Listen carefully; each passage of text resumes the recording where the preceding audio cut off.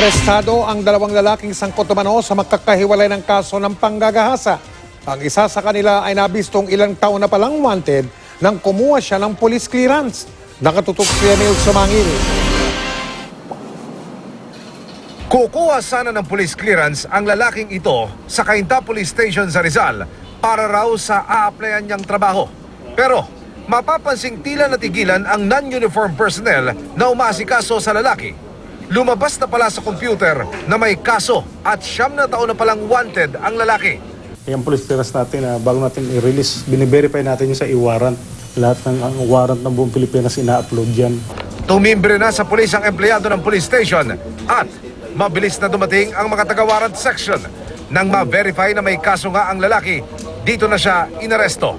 Wanted sa kasong rape si Marvin Bernadas, 29 na taong gulang, Tubong Tabakan, Gindulman, Bohol.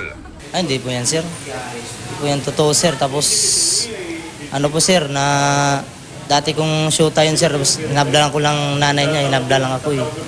Bakit ikaw ay kinasuhan? Ayaw sa akin yung nanay niya, tatay. Sa isang eskwelahan naman sa Balagtas, Bulacan, nadakip ng PNP-CIDG si Christian Curias, 22 anyos, Tubong Imelda, Zamboanga, Sibugay. Rape din ang kaso ng SECU. Hindi ko naman po ni-rape yun eh. Girlfriend ko po yun. Tapos, hindi ko po yung pinilit ko sang binigay niya sa akin yung ano, hindi po yung pinilit ko siya. Bakit siya nagsampa ng kaso? Hindi ko nga po alam, sir eh.